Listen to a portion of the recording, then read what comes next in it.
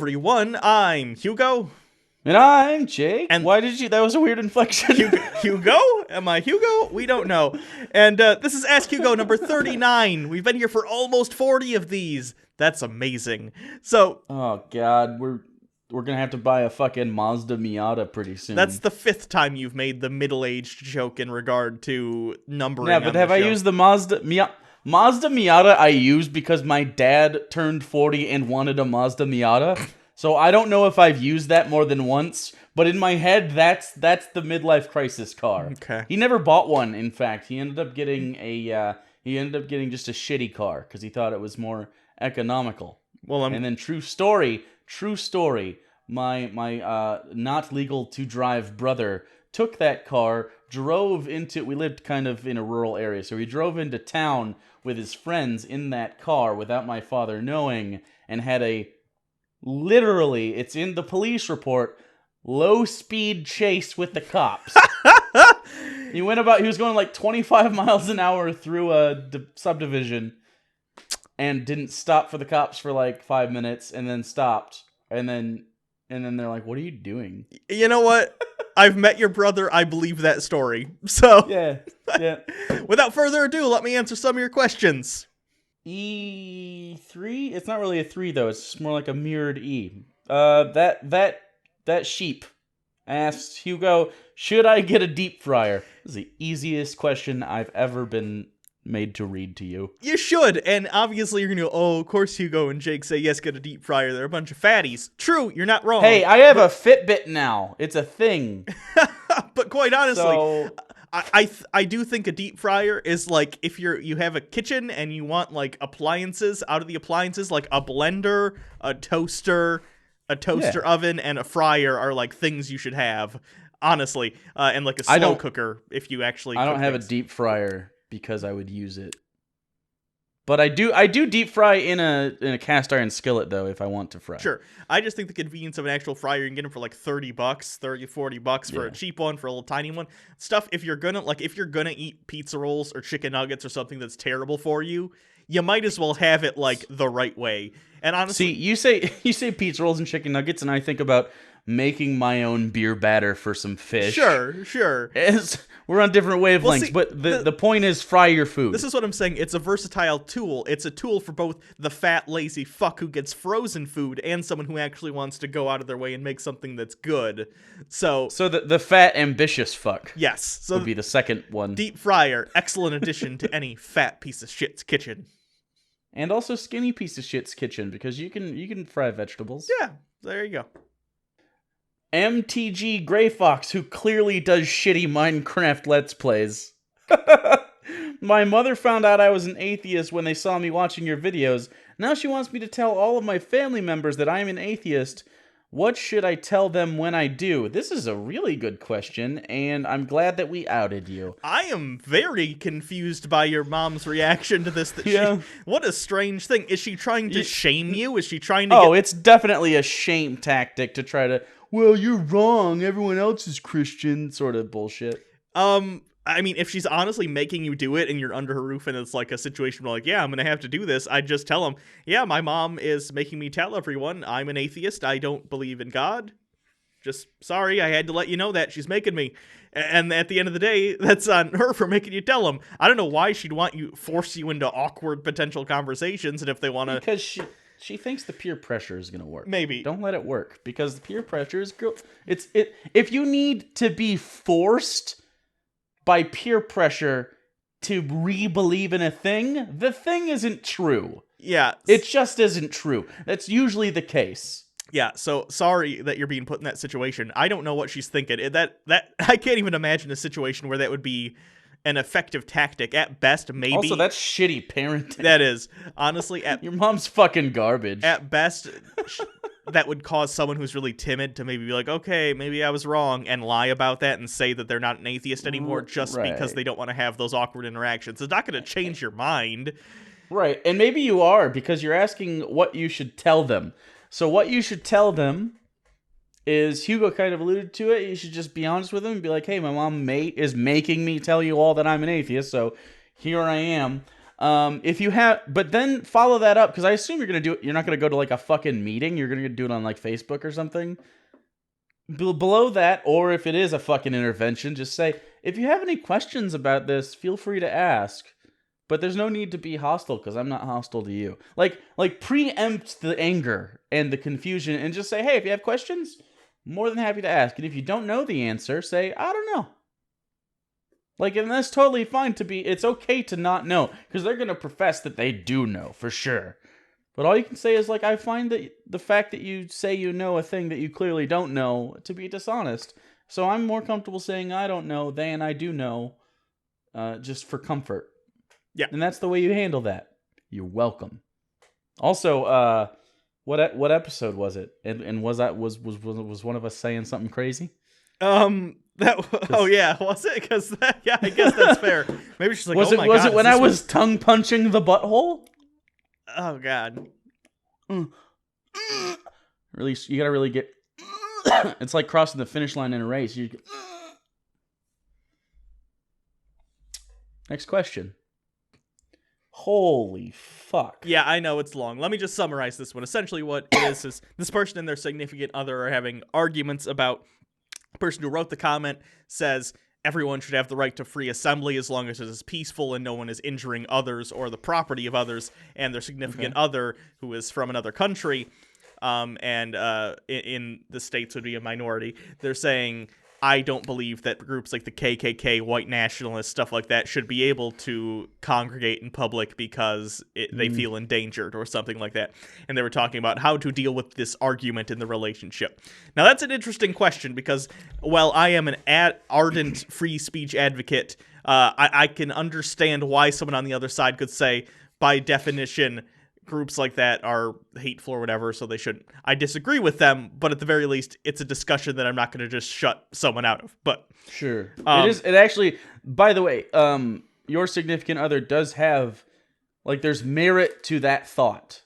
It's not just a shutdown of free speech. It's clearly an idea of safety. And while I disagree with your significant other as you do, it's not like talking to a flat earther. There's reason. Like, if you think about it, shutting down Hitler's ability for free speech would have prevented all that shit. Now, is that better or worse because of the slippery slope aspect to shutting down free speech? Probably, I don't know. Well, I know Hitler's a bad example to use, but just because he killed so many people, it probably always makes it worth it to shut down his free speech. but like Antifa, for instance, shutting down Antifa's free speech. And I know a lot of what they do isn't speech; it's action, which is illegal. But just like not allowing them to congregate, like, that's a positive probably in your mind, but is it really a positive, right? So yeah, I'm of the opinion, if I were to frame this, if you wanted to talk about to your significant other about this, I would frame it as, at the end of the day, if you're starting to decide who gets to assemble in any way, shape, or form, who is making that determination? And today, sure, it might be the KKK or neo-Nazis or some other group that is just everyone agrees are pieces of shit. Today it might be that, but what if tomorrow it's someone who's against, I don't know, fascism? Or what if it's someone who's just wants rights, equal rights for something? You can't just start picking and choosing who gets a voice and who gets to speak. And I understand that might make some people uncomfortable, especially people. I'm not the target generally of angry rhetoric. I'm just not. So I can't say that I know what that's like, but at the end of the day, it's the same thing after 9/11. We were so afraid of certain things that freedoms ended up being taken away and privacy ended up being taken away. And you can't let your fear of certain things allow rights be stripped away from yourself or others. I don't think that's right. So I will say, consider this. Consider the fact that Barack Obama could have taken the rights away from people that she disagrees with, like the KKK, for instance. Whose rights is Donald Trump taking away if he has that power? Sure. So because we have a peaceful transition of power and it's not always going to be your side, it's safer to allow everyone rather than picking on some people. Now, there are limits to their free speech. Like, they can't incite violence on purpose. They can't like the fire in the crowded room. You can't do that. So there are limits to your free speech when it comes to how, like, depending on how you do it. So libel and slander if you're making money on it, or affecting livelihood of someone else, or if it's endangering somebody else. So the KKK, while they are allowed to walk through the streets, they're not allowed to say, "Hey, let's go lynch the niggers." They're just not allowed, because then they would get arrested. So the way we have free speech in this country, I think, is something that we should never abridge for anyone, because of the ramifications of the long term of one day maybe we aren't going to be in power. Sure. And then you ended the question talking about how if you can't resolve the issue, what should you do? And you specifically said, should I just like give in to his rhetoric and agree with him? No. That's not a healthy relationship at all if you're willing to just relent to their opinion. You can disagree. And I understand you're gonna butt heads, and if it gets full of vitriol and you just can't handle it, well, maybe the relationship isn't meant to be a thing. Right. I don't know. Well, but one thing you really shouldn't do is anytime like your side of the argument has like a I don't know, a good thing, don't send them that fucking text. And anytime their side does a bad thing, don't send them that fucking text, or don't show them that, like, "Oh, your side did a bad thing." Like, it's just prodding for no fucking reason. You can disagree. Sure. And that's okay. Be an adult. It is what it is. You're going to have to figure out as a couple how you deal with your differences if you can't effectively do it. Also, is the dick worth staying? Fair. Is the dick worth staying? That's the real question here. Right. Angela M. Ricks asks Hugo, June 1998.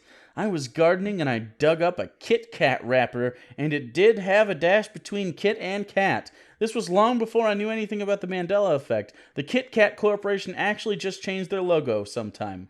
This was in regard to the Mandela effect episode. If you don't remember that, it's Last Ask Hugo, and how people believe that there's false memories, one of them being the dash between Kit and Kat. There's also a European Kit Kat and an American Kit Kat. Like, they have labeling differences. I looked this up, though, because I was so curious. I was like, oh, is that where that Mandela effect came from? I looked up every iteration of the Kit Kat logo in history back to the first Kit Kat wrapper. There was not the modern red Kit Kat, ever since it's been red, there was an older candy that predates the current Kit Kat that did have a dash, but it's totally different wrapper. If it was a red wrapper and it was Kit Kat, it did not have a dash. So either you're lying in this comment for some reason, or you yourself are having a false memory, which I think is the perfect example of why the Mandela effect is so pervasive online, because people always believe what their memories tell them, even when it's wrong. So, well, I believe, was it YouTuber Captain Disillusion? Probably. He's done the Mandela effect before. Like, if you want to, it's a very short video. It's like 6 minutes. You can watch that. But it's so... you make up false memories all the time because your memory is not a reliable tool. That's why we say anecdotal evidence isn't a good barometer of evidence, because you can fill in gaps where there maybe wasn't any information. And, like, even if you have corroboration, which the Mandela effect shit does, do you really think it's more probable that you personally slipped through? And I know this person didn't think that. They just said, I think they just made different labels. Do you really think, if you believe in the Mandela effect, that you're so special that you slipped through into another dimension? Like that's what happened to you? Or do you think that maybe what we know about the brain makes the brain pretty unreliable when it comes to memory? I think that's probably the answer. The interesting thing is there have been studies on memory, and what we think of memory, the way that we kind of conceptualize memory usually is it's like a recording of an event. And they've done studies, and scientists have said the memory isn't really like a recording. What it is your brain remembers facts about the event. Like, you might know, I went to the grocery store on that day, I bought this, this, and that. And when you're trying to picture that in your head, you're not bringing up a recording. It's basically your imagination putting together images based on the framework. So you knew you went to the supermarket, so you might remember it, but you're not actually like getting a recording from your brain. Your brain just knows what the supermarket looks like. Right. You know what I mean? Getting recording from your brain, try to remember specific things. Like okay, so one of my memories as a child, there was a dwarf that worked at the little convenience, well, not really convenience store. It was like a market, but not a super one. In this little town I grew up in. Do you remember that guy? No. You grew up nearby. It was it was a place called Rick's. You were a little bit younger. He might have quit by then or moved. Probably. I think I would remember that. Anyway, my brother used to stare at the guy. Because he was a very rude child. And obviously I didn't, he was the guy that was there. I didn't even it registered to me that of course that he was a dwarf, but not that like that was weird. And like I can remember the store. I can remember how the aisles are set up. Like there's a drink thing, and then there's where you rented movies, and he was always in the front. But I can't for the life of me remember any details about the guy's face. I know his hair was brown, and I know he was short. Like you can't really make it up. Like, and I can start piecing it together, but it basically turns into like he's handsome like Peter Dinklage. But I don't think that was actually the case. You know what I mean? Like my brain is not reliable here. Yeah. It just isn't. I can't remember the shirt colors they wore. I can't remember all sorts of shit, but I can fill it in, and now it's a red shirt, or now it's a green shirt. Like, if you just try to like be aware of your memory while you're remembering, you realize that you're fucking garbage at memories. Yeah. Sergeant Glebov, I've seen you in the comments every once in a while. All right, Hugo, you and Jake are on a deserted island. There's no food left, and you're both on the brink of death. How do you decide who eats who? We could probably like start with just like a shaving, like shave me like a truffle, and we'll start with me, and then eventually we'll get to Hugo, and we can just kind of subsist on our blubber. See, we probably wouldn't have to eat anyone. Let's be real. We could eat our own selves from the inside. Well, that's going to be calorie burn. That's going to be an ever diminishing like return on investment as far as that's concerned because of conservation of energy. Well, conservation of energy. If we have to eat, then my blood loss would lead to your death. Well, okay. What I'm saying, spoil. I'm just saying. My thought was whichever one's fatter gets to eat the less fat one. It's like two glasses and one's bigger than the other glass, but you need to pour the liquid somewhere.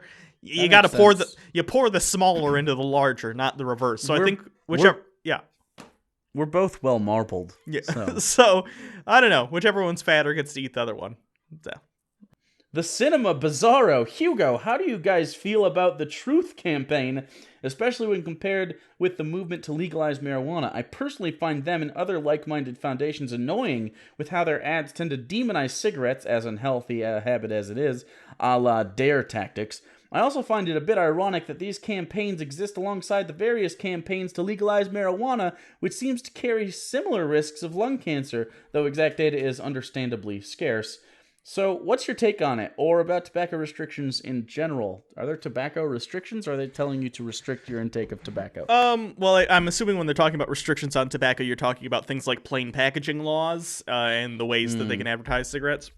The Truth campaign, for those of you who don't remember or haven't seen it, it was a campaign against cigarettes, and you'll probably remember the ads. They'd have people lie out in body bags in public and film it for a commercial and be like, this is how many people die every day of cigarette smoke in this city, or something like that. Right. That was actually pretty interesting. It was a good viral campaign. Yeah, it's an effective campaign. For those of you who don't know, I believe that was at least in part funded by the cigarette companies, though, because they lost some sort of lawsuit, so they were forced to make those. So that's one piece of information this person... It was the Philip Morris, wasn't it? I don't remember. But the person who wrote this might not have known that, so that plays into it. But I don't see a problem with campaigns like the Truth campaign, because they're not trying to say, let's make cigarettes illegal. They're trying to say, hey, if you're going to smoke cigarettes... or thinking about starting, they're not good for you, and here's why. Now, misleading information is misleading. I don't think, from what I saw, any of the information was that misleading, not akin to the DARE campaign, at least, when it comes to certain drugs. Because DARE's Jesus bullshit. Christ. But I wouldn't have a problem. For instance, if marijuana legalization was a thing nationwide, or even if it isn't nationwide, it's just a statewide campaign, and there were ads saying, "Hey, maybe you shouldn't be smoking weed all the time, and here's why, and here are the actual dangers." You can have both; they're not mutually exclusive. You can say an adult should be allowed to make this decision, and also say, but here's why you maybe shouldn't do it. I don't think the two things are in conflict with one another at all. No, absolutely. Like, I'm totally fine with, like, abortion clinics. I know this is different, but it's in a similar vein. Like, telling you, hey, there's alternatives to abortion. I'm totally fine with that. And this is the same way. Like, oh, here's some things you could do. Not a guilt trip, but just like a fact thing. Here are the facts. You could give up for adoption. You could have the abortion. You could take it home and try to care for it if you think it's viable. You could smoke weed. You could, like, frankly, I'd like to see it more facts out there like that, where it's like, hey, this is bad for you, but you know, whatever. Yeah, or this is the benefits and the pros and cons. Sure. And as far as I see the same, especially with the weed thing, I think honestly, if weed does become legalized, you're gonna need some you're gonna need some actual education campaigns, because on both sides there's so much bullshit out there. Obviously, the people who demonize weed and treat it like it's heroin, totally ridiculous, but also people on the other side who are so pro weed, they're like, it's not bad for you at all, man, it's fine, it's great, it cures all the diseases. It doesn't. What it does is reduces inflammation, so it does help people with cancer in that regard. It doesn't some studies show that THC and some of the other stuff in weed may help reduce the size of tumors, but it doesn't kill them necessarily, or it kills them minimally. And like, I got a buddy, good friend, Joel. One time we have a group chat, and he was like, just try weed, man. Not to me, to someone else. One of our very successful friends who can't smoke weed. He's like, well, if you ever do try it, don't worry about it. It's not like drunk driving or anything. You can drive without any side effects whatsoever. And I was like, I mean, it's not like drunk driving, but it doesn't not have any side effects. Oh, I would still consider you're high as fuck. Yeah, I disagree. So like, there's some misinformation from the pro for sure. Yeah. So, that I don't think they're mutually exclusive. I'm all for education campaigns as long as they're fair and give accurate information. Right. I don't remember exactly the truth campaigns, what they said and how accurate they were, but I don't know. But as far as like restrictions on tobacco, like plain packaging stuff, that's interesting. I haven't thought about it that thoroughly. Part of me says, I mean, it's a good idea because cigarettes are so patently bad for you, so obviously bad for you. Restrictions on the kind of advertising they can do does make sense. But and now go ahead. I was going to say, but on the other hand, I'm against that kind of restriction in general, just because it seems so artificially constricting. Like, it just feels... I feel like it takes a step too far into like deciding what products can or can't present themselves as, and I don't know if I'm comfortable with it. I will say, between the two, cigarettes and weed clearly has more benefits. Sure. There's pain and stress management, of course, the inflammation thing. Also, you can get fancy things like this that I, of course, only smoke legal things out of. And again, as far as weed is concerned, you can do it. There's other ways to ingest it other than smoking it. But then again, that's true of tobacco now too. There are tobacco e-cigarette things. So I don't know. TJ Russell.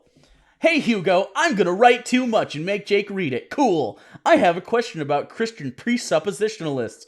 My apologies if I spelled that wrong. I'm not gonna. You probably did. Presuppositionalist is the theology. I've been atheist for about 2 years, and I'm only atheist in my immediate... Oh, and I'm the only atheist in my immediate family. I thought for a second you were like a switch. Whenever I talk to my dad, who is very religious, about flaws in Christianity or creationism using evidence, he completely derails the conversation and tells me I have no foundation to talk about this stuff with him because I'm borrowing from his worldview. We could be talking about Noah's Ark or climate change or the Bible, and he'll just change the conversation to the subject of where I get my morals from. It's like he knows I'm right, so he just backtracks to his Presuppositionalism. To justify his position, it's really hard to talk to him about things pertaining to religion or science because he does this all the time. Any suggestions? Yeah, just don't fucking talk to him about it. He's obviously just a fucking brick wall you're going to smash your head into over and over until you die. Yeah, honestly, that was the advice I was going to give too. There are some people that at the end of the day, they clearly just don't want to have a discussion with you about it, and you can't drive yourself crazy about it. There are some people who are happy with what they believe and don't want to think about other things. And he seems like the kind of person, if he's using the trapdoor argument, oh, you can't have an opinion because everything is based on Christianity, whether you say so or not. He doesn't want to have an open discussion about this, and it's going to drive you fucking crazy if you keep trying to go at it, and he's just going to keep not wanting to have the discussion. It'll drive you nuts. So I would just not discuss it with him if he brings it up.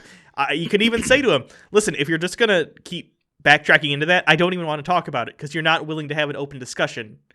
You could say, okay, let's have a written debate, right? Where you have to, where you don't talk. You type out to each other points, and you have to address the point. If you don't address the point, you give up the point to the other person, and then at the end of so long, you could set a time period, one person wins.